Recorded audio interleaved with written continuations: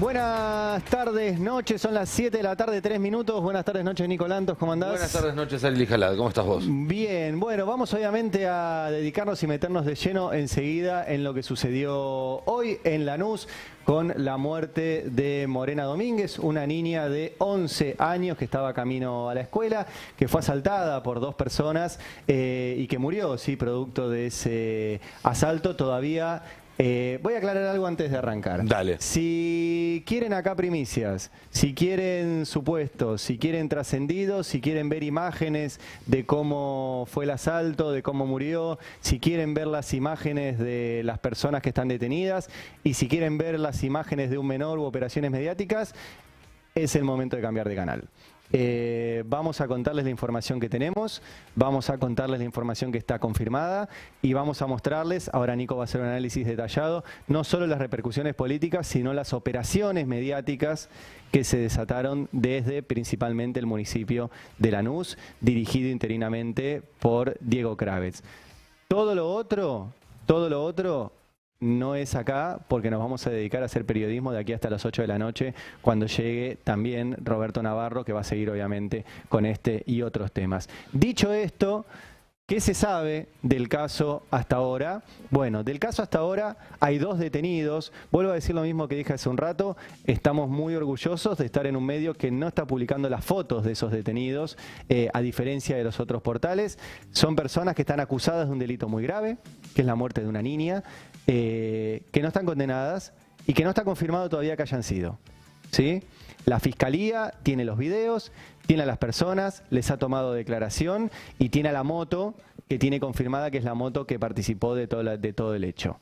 Todo lo demás hay que esperar y ojalá que este caso, por ahora no ha sido así, pero ojalá que este caso sea tratado de forma responsable por el Ministerio Público de la Provincia de Buenos Aires, que está conducido, y acá ya nos podemos meter en las implicancias políticas, por Julio Contegrán, que es un hombre del PRO. Su nombre del PRO, y que además, también para darles algunos datos, es algo que Nico ha trabajado también mucho, para ponerle contexto también a esto, hay que ver también las estadísticas de este tipo de homicidios en la provincia de Buenos Aires. Hoy ya han aparecido, y van a verlos ahora, los tweets de algunos dirigentes políticos que empiezan a hablar de así no se puede vivir, cada día peor. Bueno, las estadísticas no muestran eso. Las estadísticas son datos duros y cuando te toca a vos es el 100%, es cierto. Pero las estadísticas que da un funcionario puesto por el PRO, que se llama Julio Contegrán, muestran que en estos últimos 3 años los homicidios bajaron un 21% en la provincia de Buenos Aires. Entonces pongamos las cosas en su contexto y tratémoslo con la seriedad que corresponde. Sí, pongamos las cosas en el contexto, Ari, también para aclarar que ese descenso es un descenso que también se repitió en todo el país, sí, y que tampoco es solamente de los últimos 3 años, sino que es algo que viene de manera sostenida con distintas administraciones en el tiempo, porque la Argentina es un país que viene en ese sentido mejorando. La verdad es que hay que decirlo, sobre todo en los últimos 15 años, lo cual no quita que casos como este sean absolutamente trágicos, como dio cuenta también la repercusión que tuvo y el hecho de que le puso un fin abrupto a toda la campaña electoral. Claro, el momento y la víctima. Así es, el momento y la víctima y la decisión de todos los candidatos, de todos los espacios políticos, de bajar la campaña, de bajarle el telón a la campaña, de suspender actos que estaban previstos para hoy, algo que uno después puede discutir si no es en sí mismo un posicionamiento de campaña, claro, cuando uno dice, bueno, no, pero al haber sido replicado por todo el acto político, creo que da cuenta de que hay una clase dirigente que entiende que el horno no está para bollos, lo cual no implica que esa misma clase dirigente, algunos especímenes de esa misma clase de dirigentes, no quieran aprovechar que el horno no está para bollos para tratar de meter en el horno a los adversarios, claro, y estén tratando de sacar rédito político de la tragedia, algo que lamentablemente en la Argentina no nos resulta para nada extraño. Pero primero, si te parece, Ari, repasemos algunas de las repercusiones más importantes que tuvo a la tarde esta noticia en términos políticos, en términos de interrupción de la campaña electoral. Obviamente el primero que salió a anunciar que suspendía su cierre de campaña previsto para hoy en Lanús es el precandidato a gobernador de la provincia de Buenos Aires, intendente de Lanús en uso de licencia, Néstor Grindetti. Sí. Acá también quiero decir algo. Grindetti esta semana acá lo vemos, primero repasemos el tuit, si te parece, donde habla de otro lamentable hecho de inseguridad que nos conmociona y nos entristece terriblemente. El acompañamiento a la familia de Morena y el equipo de seguridad del municipio de Lanús trabajando para dar con los responsables, y ya vamos a volver sobre esto. Sí. Pero déjame que diga algo, Ari, para que tampoco esto parezca que se está haciendo el mismo tipo de responsabilización a la inversa, porque no es para nada la idea. El caso de Morena, trágico como fue, sucedió en Lanús, podría haber sucedido en otro municipio, podría haber sucedido acá a la vuelta. Porque el robo por parte de delincuentes en una moto a las pertenencias, la cartera, el celular de alguien que va caminando es el tipo más delito de común que hay hoy en día en la ciudad de Buenos Aires y en el Gran Buenos Aires. Y esto podría haber pasado en cualquier lado, lo cual no quita que Grindetti, como intendente de Lanús, haya dejado el municipio. Como intendente de Lanús, que nos enteramos esta semana por un video que se hizo viral, que no vivió en ningún momento de su mandato en Lanús, de los 8 años que fue intendente. ¿Cómo no vivió? No, vive desde hace 12 años en Caballito para que no se tengan que mudar los hijos de su pareja de colegio. Lo dijo el otro día en una entrevista con Diego Iglesias. Además está en uso de licencia del municipio de Lanús para asumir como presidente de Independiente. Sí. Y en uso de licencia como presidente independiente para hacer la campaña. Y ni la campaña, ni a Independiente, ni a Lanús le está yendo para nada bien. Claro. Pero insisto, esto no tiene nada que ver con este hecho puntual. Sí tiene que ver con lo que vamos a ver ahora en un rato, que fue toda la utilización política que se hizo. Pero sigamos repasando los mensajes que fueron dando cuenta de cómo esto impactó en la campaña. ¿Sí? Un rato más tarde, 2:15 de la tarde, Patricia Bullrich, hablando de otra vez el dolor, ahora con el asesinato de Morena de 11 años, mi acompañamiento de apoyo a la familia y amigos. No podemos seguir viviendo con tanta angustia y miedo, esto no da para más. Ahí vemos de nuevo la campaña colarse en el mensaje. Este no es un mensaje de solidaridad, es un mensaje de campaña. Transformaron a la Argentina en un país invivible, por si quedaba alguna duda. Sí. Notemos la diferencia entre el tono de este mensaje con el tono del comunicado de la provincia de Buenos Aires, del gobierno de la provincia de Buenos Aires, donde se anuncia la suspensión del acto de campaña previsto para esta tarde, el cierre de campaña en Merlo. ¿Sí? Acá hablan, en virtud del doloroso y trágico crimen ocurrido esta mañana en Lanús, se decidió suspender el acto de campaña. Frente a la tragedia, el gobierno provincial está coordinando tareas y esfuerzos con el gobierno de Lanús. Sí. No le echa la culpa al gobierno de Lanús, sino que habla de coordinar tareas y esfuerzos. Y cuenta además que por indicación del gobernador se abocaron de inmediato al tema una serie de funcionarios. La Dirección General de Cultura y Educación, que vendría a ser el Ministerio de Educación de la provincia, porque estaba yendo a la escuela esta chica, y el impacto de este caso en la comunidad educativa es algo que va a haber que evaluar y que trabajar muy seriamente. El Ministerio de Salud, por supuesto, y el área de asistencia a las víctimas del Ministerio de Justicia, mientras que el Ministerio de Seguridad lidera la búsqueda de los criminales, que afortunadamente arrojó sus primeros resultados, y ahora de nuevo vamos a volver a esos resultados. Nada devolverá la vida de Morena, pero este crimen tan espantoso que conmueve a toda la comunidad no quedará impune. Los esfuerzos en estas horas están orientados nuevamente a la coordinación con el gobierno local, a la contención de la familia, de la comunidad escolar y a la persecución de los criminales. Son dos mensajes totalmente distintos. Sí. No, Patricia Bullrich caranchando. Y además mintiendo, vuelvo a lo de los datos, o sea, no es cierto que se hace cada vez más inviable. Lo que es cierto es que cuando pasa un caso de estos, por la víctima, por cómo pasó y por el momento dentro de la campaña electoral, cobra mayor relevancia. Yo les doy un dato simplemente. En la provincia de Buenos Aires hay 720 homicidios por año aproximadamente. Ustedes dirán, es un montón de personas en una provincia de 17 millones de habitantes. ¿Sí? Son 2 por día. Son 2 por día. Podría automáticamente preguntar cuál fue el segundo de hoy, que no tiene esta repercusión mediática, ¿sí? Pero esos 720 eran más de 900 en 2019 y eran más de 1000 durante la gestión de Vidal. Y todo el tiempo, como decía Nico, se ha ido reduciendo, incluida la gestión Vidal, no estamos haciendo... Se ha reducido el número de homicidios. Entonces no es cierto este planteo de Patricia Bullrich de esto es inviable. Y es notable, de vuelta, notable el tratamiento, esto que marcaba Nico. Una provincia de Buenos Aires que automáticamente no dice esto es culpa de Grindetti y de Diego Kravetz que se la pasan en Caballito o haciendo no sé qué en lugar de cuidar a los de Lanús. No, estamos laburando en conjunto. Es otra forma de encarar el tema. Así es. Y hablando de formas de encarar el tema, quería, Ari, que repasemos un poco una operación que hubo hoy alrededor de este tema, porque hablamos de utilización electoral, de utilización política, y se volvió a ver eso con mucha claridad hoy, y con una particularidad que es que a diferencia de otras veces quedaron todos los dedos marcados. Quedaron las huellas de cómo se manipuló la información y hasta un caminito que si lo seguimos nos indica de por qué se manipuló esa información. Entonces, empecemos a deconstruir esta noticia, porque lo primero que nos enteramos hoy a la mañana en realidad era que supuestamente los autores del hecho eran menores de edad. Sí. De hecho, era algo que volvía a la noticia doblemente horrorosa. Claro. Que la víctima fuera una niña de 11 años, pero que el victimario también fuera prácticamente un niño. Bueno, eso a esta altura del partido parece bastante saldado, según la información que ambos pudimos constatar, que es falso.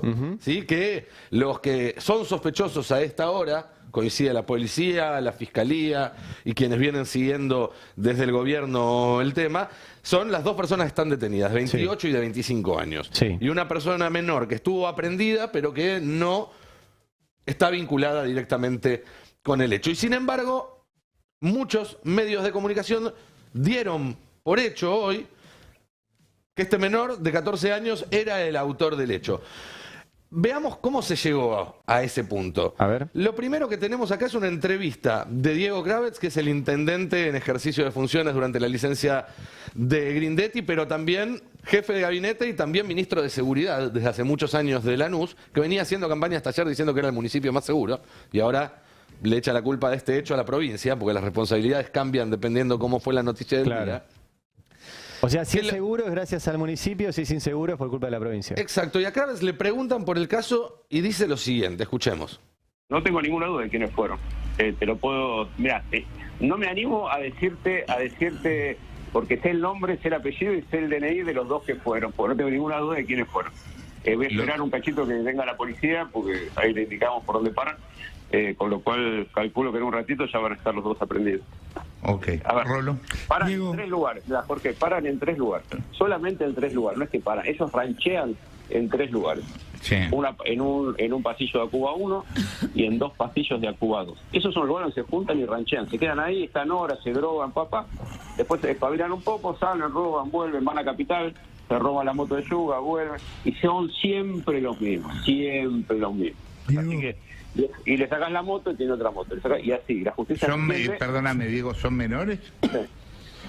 Son, a ver, hay de todo, porque tenés menores y tenés algunos que ya, que los conocimos de menores, ya son mayorcitos. Y hay un par que están dando vueltas, de los cuales uno es un nombre conocido, que si está ahí Rolo Varano se va a acordar. Sí, Diego, estoy... Yo puedo esperar que lo diga la policía, pero sí, son gente muy conocida acá. Bien, ahí teníamos entonces a Kravetz diciendo que él sabía con nombre y apellido quiénes eran. ¿Y DNI? Atentos a esto, y DNI. Atentos a esto. Inmediatamente Kravetz también sacó un comunicado, algo lógico por tratarse del intendente del partido donde sucede un hecho como este, donde empieza hablando de él como padre, relata algunos detalles del hecho y...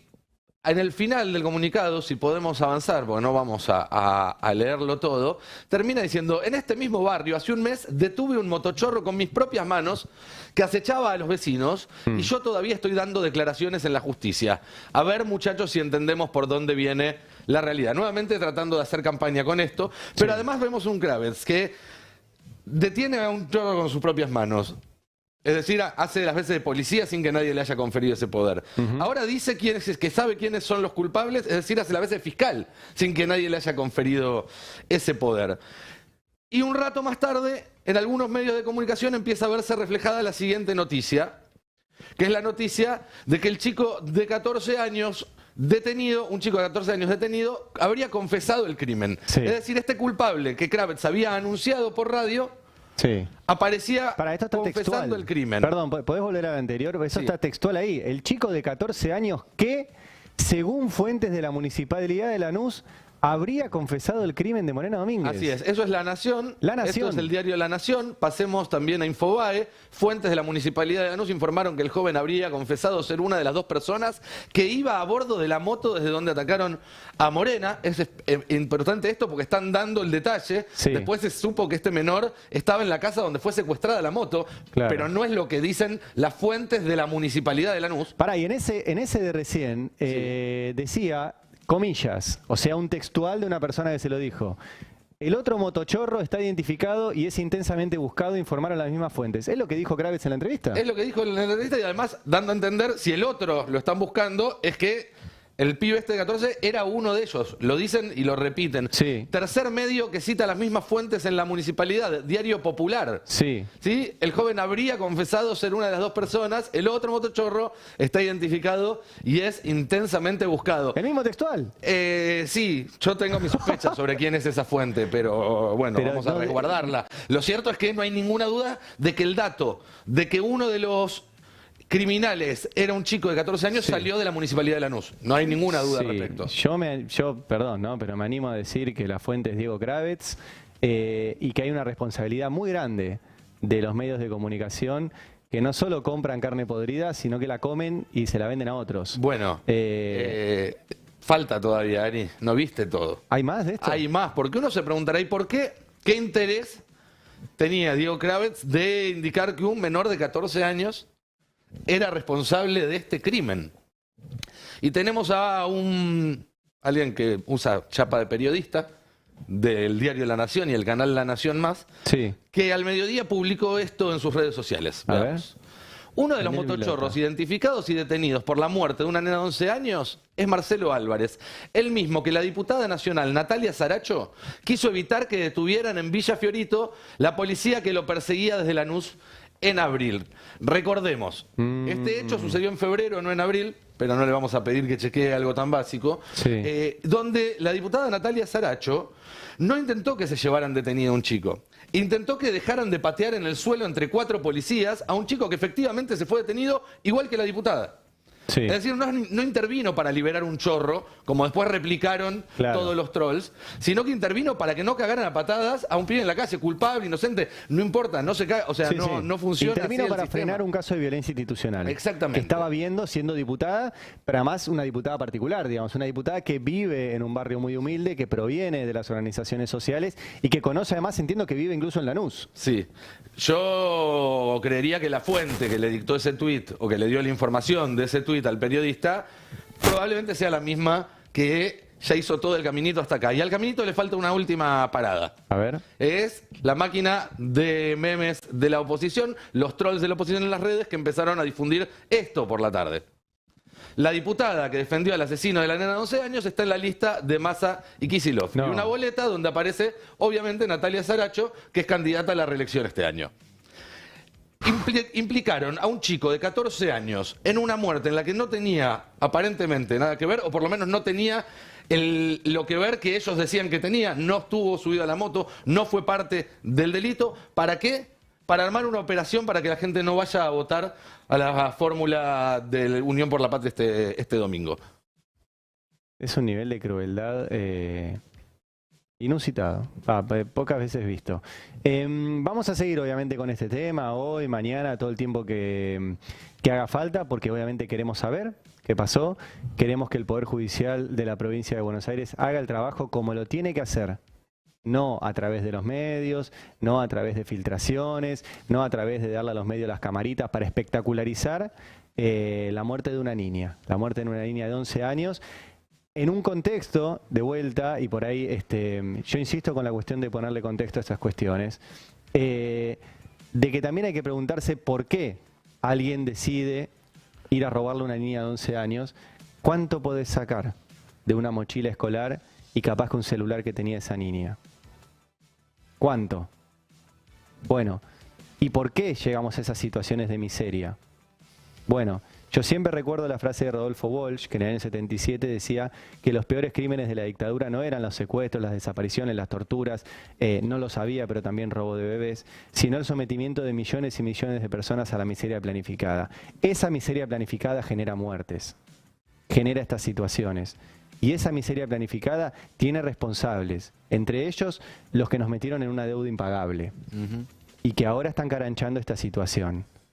En un momento en el cual estamos a 4 o 5 días de las elecciones, en donde la situación que pinta Patricia Bullrich de que es un país cada vez más invivible, por lo menos en términos de estadísticas de seguridad, no es así, y son las estadísticas de seguridad que da un hombre del PRO, Julio Contegrán, y en donde su candidato a gobernador está de licencia en Lanús, de licencia en Independiente y haciendo campaña, y dejó a un tipo que se vanagloria de hacer de policía cuando es ministro de intendente interino, ¿sí? Porque hay que avisarle a Diego Kraevitz que él no puede andar deteniendo gente por portación de cara.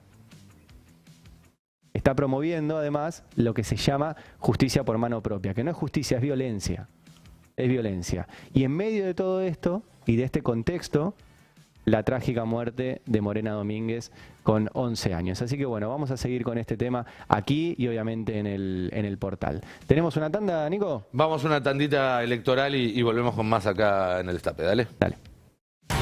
Bueno, 7 de la tarde, 29 minutos, como lo decíamos, suspendidas todas las actividades de campaña, todos los cierres de campaña, sí, tanto de la provincia de Buenos Aires como a nivel nacional. Hay que ver después si harán algún tipo de comunicado o algo mañana los distintos partidos. Sí, hasta ahora no había nada decidido, ¿no? Yo hablé hace un rato, me dijeron todavía no sabemos nada. Perfecto. Ayer sí hubo el cierre de campaña acá en la ciudad de Buenos Aires.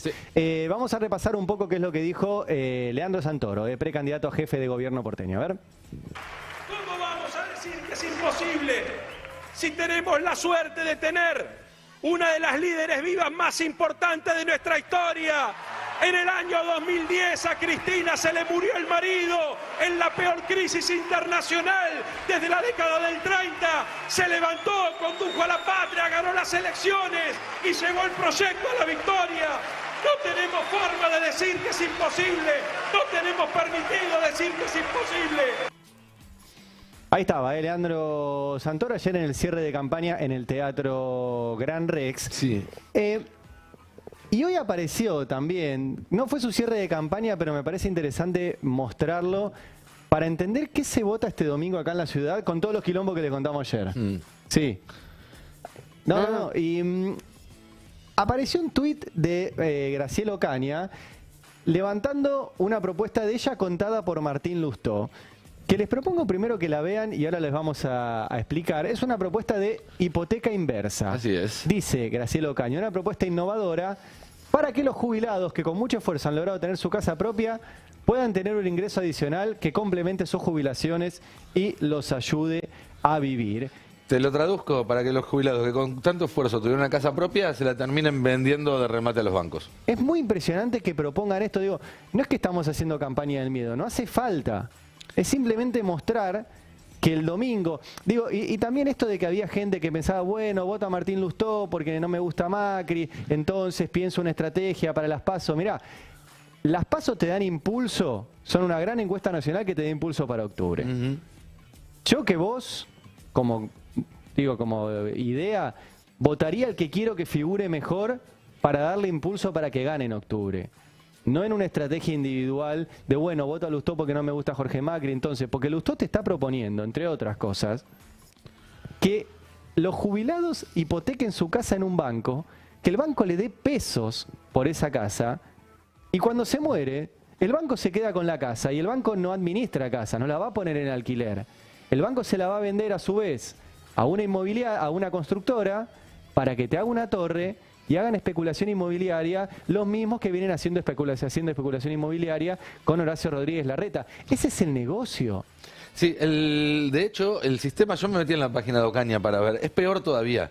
Porque en realidad lo que hacen es darle crédito a los jubilados con la casa como garantía, con la hipoteca de la propiedad como garantía. O sea, los jubilados se endeudan. Claro. Dejan su casa como garantía y se endeudan. Es un horror, realmente. Y después si se muere, deja de pagar, entonces el banco se queda con la hipoteca. Sí, es una propuesta que hace quedar a Javier Milei la venta de órganos casi como un socialdemócrata, te diría. No, es muy impresionante, pero de vuelta que lo digan, porque después si te ganan diciendo yo te voy a regalar una casa a todos, y después te hacen eso, bueno, te mintieron. Sí, claro. No mienten más. Y hablando de muy impresionante, Ari, otra cosa que es muy impresionante es el apriete de Mauricio Macri el lunes por la noche en en una entrevista, una de las cuantas que dio esta semana, creo que las dio para hacernos acordar que él está ahí, es el jefe, digamos, porque están todos diciendo Bullrich o Larreta y él pasa y dice no se olviden que soy yo en realidad. Pero donde directamente... Yo creo, perdón, antes de ir a eso... Sí. A mí me parece que Macri está haciendo algo que Cristina no está haciendo, que está llamando a votar a los candidatos de Juntos por el Cambio. Sí, sin hacerlo también. Lo hace sin hacerlo. Bueno, pero está apareciendo en campaña. Sí. Cristina ha tomado la decisión, es evidente, digo, no estoy diciendo nada, es evidente que Cristina ha tomado la decisión de no participar en la campaña en las 2 semanas previas a las PASO. Sí. Una decisión, porque aparece, tuitea, ahora la vamos a ver sobre estos temas.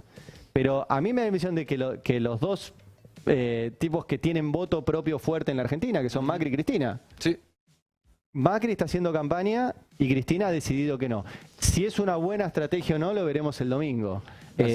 Yo creo que si el domingo es para que Massa sea el candidato más votado, sería bueno que Cristina haga campaña para que los kirchneristas voten a Massa, pero bueno... Eso de garantizar el piso, que ella misma decía claro, en su momento. Ese piso. Bueno, pero veamos lo que sí tuiteó Cristina. A ver. Que es justamente un recorte, el segundo ya que postea la vicepresidenta respecto a la entrevista que dio Macri el lunes. Y se pregunta, ¿alguna vez viste y escuchaste que un expresidente y jefe de la oposición amenace y o extorsione por televisión a un gobernador electo? ¿Alguna vez imaginaste al jefe del principal partido antiperonista pidiéndole a 2 senadores peronistas que no den quórum, impidiendo de esa forma que el Senado funcione? Nunca lo viste ni lo escuchaste, ni te lo imaginaste. Bueno, te tengo una sorpresa. Escuchá a Macri amenazando al gobernador electo de Río Negro, Alberto Beretilnec, y pidiéndole a los senadores peronistas Snopek de Jujuy y Cuaidar de Entre Ríos que no den quórum en el Senado. Más mafioso no se consigue. ¿Qué dijo Macri? Hay 75 jueces nuevos y fiscales que están a punto de conseguir el acuerdo del Senado si es que hay quórum. Lo cual es peligroso, porque si el Senado se reúne para cualquier tema, puede aparecer este. Muy peligroso, porque después tienen estabilidad por mucho tiempo y eso hace mucho daño. Entonces yo le pido ahí a 3 senadores, Snopek de Jujuy, Cuaidar de Entre Ríos y Beretiner, que va a ser el futuro gobernador de Río Negro, que tengan un compromiso con la patria, que no dejen que nombren esos jueces militantes que han puesto en esas listas, porque especialmente el que va a ser gobernador, espero que él piense en los rionegrinos, piense en el futuro, piense en cómo va a ayudarnos a volver a poner la Argentina en el mundo. Conmigo viajó, me acuerdo, a Emiratos, a China. El gobernador. Está entusiasmado con exportar la cereza, exportar sus vinos, traer turismo. Todas esas cosas, bueno, requiere de que tengamos seguridad jurídica, de jueces capacitados para defender la justicia. Asume como gobernador el 10 de diciembre. Hasta entonces es senador. Exactamente. Hoy es senador. Bueno, es muy impresionante esto, Nico, porque ¿quién está dentro de los 75 nombres? Arranquemos de por qué dicen esto. Lo dicen porque está Ana María Figueroa, que es una de las pocas juezas de la Cámara de Casación que no responde a Macri. Y que denunció la mesa judicial. Exactamente. Ana María Figueroa fue la que dijo, acá vino Juan Bautista Máiquez, que actualmente es el jefe de los fiscales porteños, y era en ese momento el que armaba las operaciones judiciales de Macri como subsecretario de Justicia, y dijo, acá vino a apretarme para mi voto en la causa memorándum. Y tiene que intervenir Ana María Figueroa en 2 causas contra Cristina. Y lo que no quieren es poner en riesgo que se vuelvan a reabrir causas contra Cristina como memorándum y Otesur. Esa es una de las juezas, que son 12 jueces actualmente en casación. Macri no maneja a 3. A 13 de 12. A los otros 9 son de él directamente. Algunos son los que se juntaban en Olivos, como Borinsky y Hornos. Otros los designó él a dedo, como Carlos Máiquez, que era ministro de Justicia de Vidal y lo puso a dedo en Cámara de Casación. Y a otros los designó por concurso, pero obviamente todavía le responden. Figueroa es una de las 3 que no le responde y que actualmente es presidenta de la Cámara de Casación, con lo cual actualmente no interviene en los expedientes que entran ahora. Eso es un dato que tampoco se dice mucho. Pero después hay 75 pliegos más, que después de mucho laburo salieron del Consejo de la Magistratura, fueron al Poder Ejecutivo, el Poder Ejecutivo los mandó al Senado, y que son parte del 25% de los cargos de jueces que hay vacantes en la Argentina. En la Argentina el 25% de los cargos de jueces no están ocupados. ¿Saben lo que es eso? Juzgados civiles, comerciales, de trabajo, penal económico, de familia, que no tienen juez. Eso es retardo de justicia para miles de personas que no pueden ir a la justicia y que la justicia les dé una respuesta porque el juez no está. Sí. Y te agrego algo más, Ari, que en este caso que hablábamos hace un rato, de Morena vuelve a quedar claro. Hay un gran déficit de la justicia. Claro. De la justicia también, porque cuando ustedes ven en los canales, que lo hicieron durante toda la tarde, lo van a hacer mañana también, que te muestran, miren todos los ingresos que tenía esta persona, los antecedentes, los pedidos de captura, cómo puede ser que estaba en la calle, qué mal los políticos, y en realidad, si una persona que tenía unos antecedentes que no lo hicieran apto para estar en sociedad, porque le corresponden penas por reincidencia o por lo que fuere, y aún así, en vez de estar en la cárcel, está libre, eso lo decidió un juez. Claro. No lo decidió un gobernador, no lo decidió un presidente, no lo decidió un diputado, no lo decidió un senador, lo decidió un juez. Los mismos jueces que cuando alguien dice, miren que ese sistema no está funcionando, hay que cambiarlo de raíz, porque realmente sigue teniendo una gran deuda con la sociedad argentina, todo el Poder Judicial, desde la oposición dicen, no, están persiguiendo a la justicia, no votemos nada para cambiar esto. Bueno, y te agrego un dato más, porque estos 75 jueces, no es que no está el juez y no funciona el juzgado, se nombra un subrogante, claro, un que es alguien que suplente. está en otro juzgado y se hace cargo de ese, con lo cual tiene doble laburo, con lo cual baja su rendimiento laboral. O sucede, por ejemplo, en este momento el caso más importante de lavado de la historia argentina tenía que ir a juicio, la causa BNP. Sí. 1.000 millones de dólares fugados. Entre los que fugaba, entre paréntesis, estaba Roberto García Moritán, pero el padre del marido de Pampita. El suegro de Pampita. El suegro de Pampita, exactamente. Que además fue uno de los tipos que armó la operación para reabrir la causa Memorándum. Causa que no quieren que intervenga la jueza Figueroa, como les contaba recién. Bueno, el tribunal que tiene que hacer ese juicio, el más importante en términos de lavado de dinero, no tiene jueces. Ni uno, ¿eh? Ni uno de los 3 jueces que tienen que estar ahí. Entonces hay que designar jueces. ¿Y qué hace Macri? Te traba las designaciones de jueces. O sea, esas cosas impactan después en el Poder Judicial. O juzgados laborales que no funcionan porque no aprueban estos pliegos que pasaron por un concurso, que pasaron por el Ejecutivo, que fueron al Senado y que se tienen que votar ahí. Bueno, eso es lo que está haciendo Macri con esta amenaza, como bien vos decías, con este apriete, a 2 senadores del peronismo y a un gobernador electo. Hay que amenazar a un gobernador electo, ¿eh?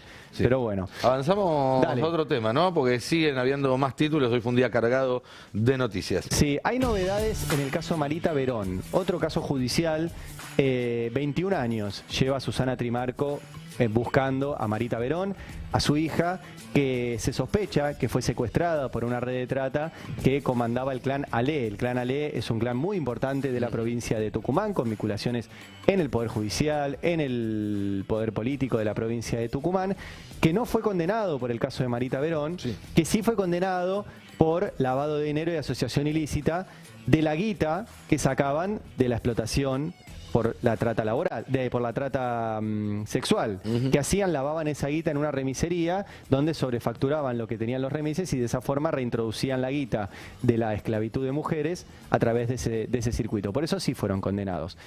¿Qué novedades hay? Bueno, hace un tiempo ya, hoy se conoce, pero hace un tiempo ya, apareció un testimonio que dijo que dentro de una disputa sindical de la provincia de Tucumán, había gente del sindicato de Luz y Fuerza que dijo que en uno de los hospitales del sindicato había estado el cuerpo de Marita Verón sin vida. Y que después fue trasladado a una morgue, presumiblemente algo parecido a lo que le pasó a Luciana Arruga, que entró como un NN, lo trasladaron, nadie dijo nada, lo enterraron y se encontró mucho tiempo después el cuerpo de Luciana Arruga. Bueno, ¿qué significaría esto de confirmarse? Que Susana Trimarco tenga la certeza de que su hija murió. O sea, tenemos la perversidad, al igual que les pasó a las madres de Plaza de Mayo, de que como no sabemos, pedimos la aparición con vida. Bueno, en este caso se sabría. Se le tomó declaración a esta persona que lo escuchó, y lo que dijo esta persona es que hubo más personas que escucharon, que existe una carpeta con fotos de que el cuerpo de Marita Verón estuvo en ese hospital. Bueno, la pregunta y lo que está investigando el Poder Judicial es si hay más testimonios y si esa carpeta con fotos sobrevivió a estos 21 años, si sobrevivió donde está, y si efectivamente se puede hacer toda esa cadena de si el cuerpo estuvo en ese hospital, si después fue a la morgue y dónde está. ¿Dónde está, si es que efectivamente estaba muerta, dónde están los restos de Marita Verón 21 años después? Bueno, estas fueron las novedades del caso y habló su mamá, Susana Trimarco, vamos a escucharla. Hija siempre la busqué con toda la ilusión que esté con vida, pero también dije que la quiero como sea. Si está con vida, bien. Si está muerta, quiero los huesos de ella para que tenga justicia mi hija y la familia, su hija, yo como mamá, su hermano, tengamos un lugar a donde ponerle una flor. Eso yo ya lo tengo en claro y lo voy procesando de hace mucho tiempo, días atrás. Bueno, no queríamos dejar de mencionar esto porque obviamente se puede llegar a perder dentro de lo que sucedió hoy, del caso de Morena Domínguez, pero nos parece realmente importante resaltar además la figura de Susana Trimarco, que ha rescatado centenares de mujeres de las redes de trata para explotación sexual. Vamos a ir a una tanda, quédense que nos queda el análisis de Nico Lantos, que quedan, ¿cuánto quedan? Ya, horas. 5 días para las PASO. Para las PASO, así que tenemos también para analizar eso. Ya venimos.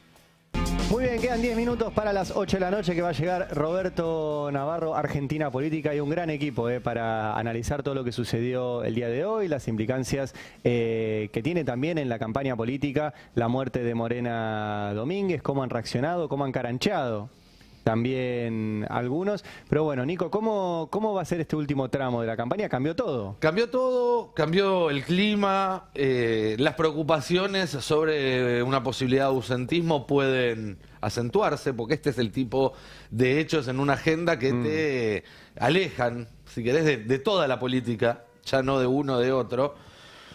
Y ya se llegaba antes de la noticia de hoy a esta instancia, con muchas más dudas que certezas, algo compartido por todos los campamentos. Sí, en esta elección no hay nadie que esté tranquilo de cómo le pueda llegar a ir. ¿Sí? Tanto en Juntos por el Cambio, como en el oficialismo, como en otras fuerzas, la incógnita es mayor que otras veces. El escenario, si se quiere, es más o menos transparente que otras veces. Entonces, habiendo pocas certezas, creo que lo que uno puede hacer para empezar a aproximarse analíticamente a lo que puede suceder el domingo a la noche, cuando se abran las urnas y empecemos a conocer los resultados, es pensar cuáles son las preguntas, cuáles son las dudas que hay respecto a cada una de las fuerzas políticas, o por lo menos de las 3 más importantes que están presentándote en esta elección, y que nos pueden servir de guía el sábado de la noche para ir leyendo los resultados y empezar a hacer un análisis. A ver. Si te parece, yendo de abajo para arriba, y empezando por Javier Milei, creo que la duda más importante es saber si el Milei que se va a revelar del escrutinio se parece más al que las encuestas vienen registrando desde hace varios meses, alrededor del 20%, incluso un poco más, o a ese promedio de 3-4 puntos que vienen sacando las fuerzas que se identifican con él en todas las elecciones provinciales. Y esto tiene varias repercusiones, no solamente porque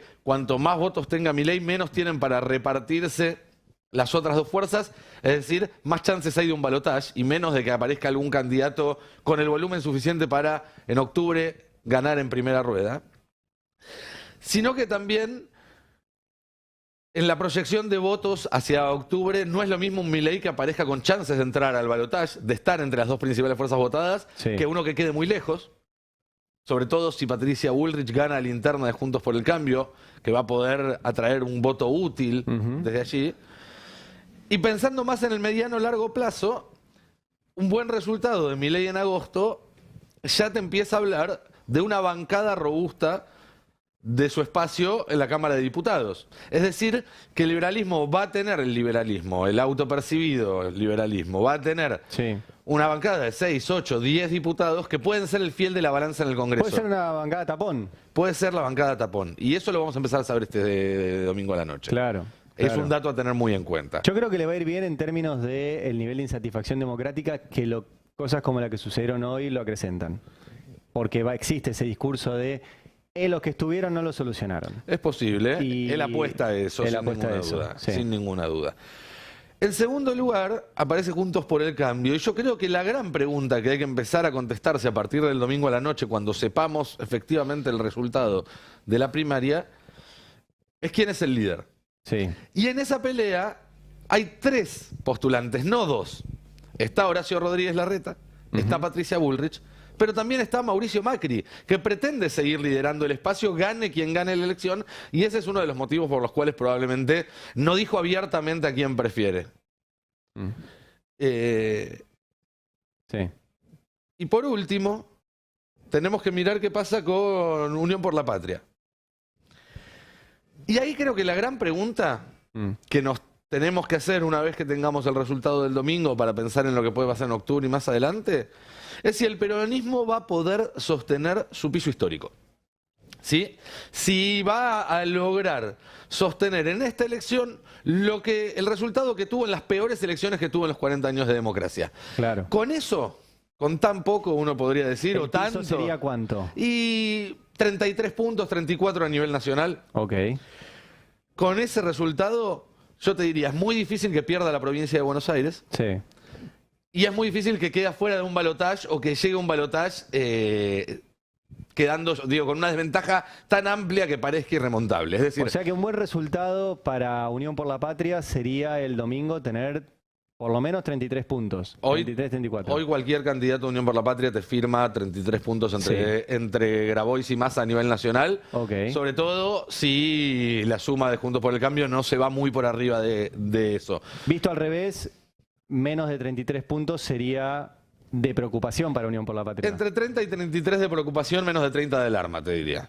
Bien. ¿Sí? Bien. Porque no solamente por el número, no solamente por la aritmética, sino que significa que hay algo que se rompió estructuralmente Claro, sí, sí, en sí. la relación de la sociedad argentina con la identidad peronista. Más allá de los vaivenes. Y eso sería preocupante porque te haría mucho más cuesta arriba Sí. ir a buscar ese 50% más uno en el balotaje. Ahí, si llegás. ahí vuelvo a lo que charlábamos hace un rato respecto del rol de Cristina en la campaña. Totalmente. Llama la atención cómo Macri, una vez más, es divertido el Macri reposera, no es real. Si hay algo que tiene el macrismo y la derecha en Argentina es que trabaja y mucho.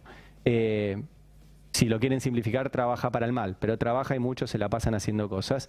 Y Macri, así como después de las PASO del 2019, hace campaña cuando quiere.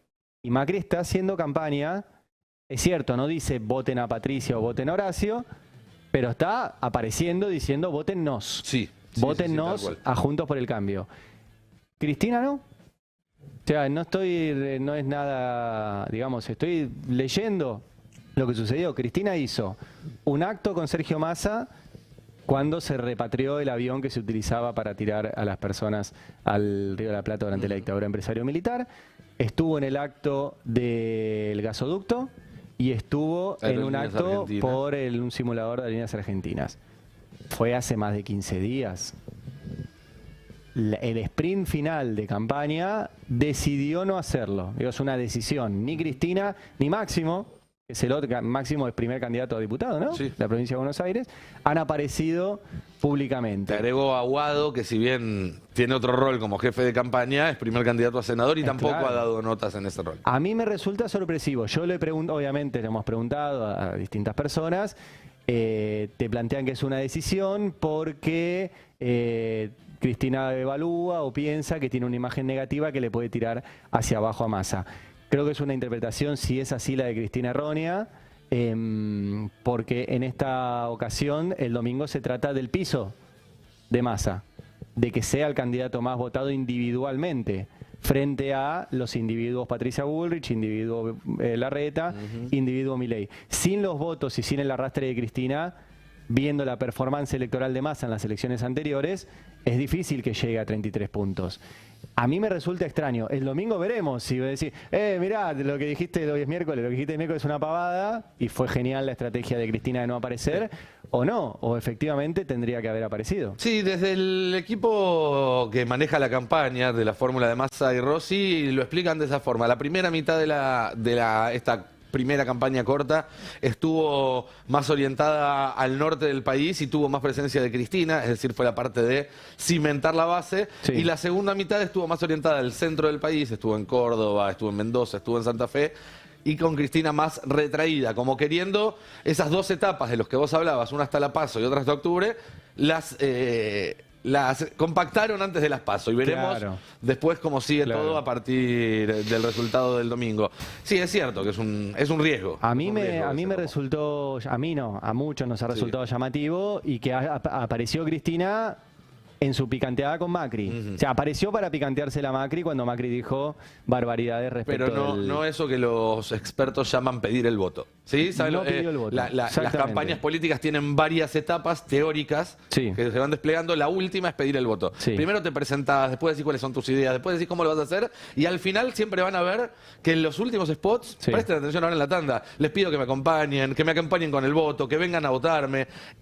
Bueno, no se hizo eso. Tiene tiempo hasta el viernes a las 8 de la mañana, ¿no? Tiene tiempo hasta el viernes a las 8 de la mañana. Muy bien. Bueno, recuerden que el domingo vamos a tener una cobertura especial por otros medios, ¿sí? Desde aquí, desde el estudio del Destape, vamos a compartir la transmisión con los colegas de Futurock, con Daniel Tonietti y el equipo de Siempre Soy, con la revista Crisis, con El Mate y con Gelatina de Pedro Rosenblatt, así que estamos en ese preparativo y obviamente muy ansiosos, como todos ustedes seguramente, que llegue el domingo. Así que quédense, que ya se viene Argentina Política con Roberto Navarro, se queda Nicolás. Lo vi a Matías Colombati por ahí, va a estar Cristian Siminelli, van a estar todos los integrantes del equipo de Argentina Política, así que quédense y mañana nos reencontramos a las 7 de la tarde aquí en Las Consecuencias. Chau, chau. Chau, chau. Un país unido por la radio.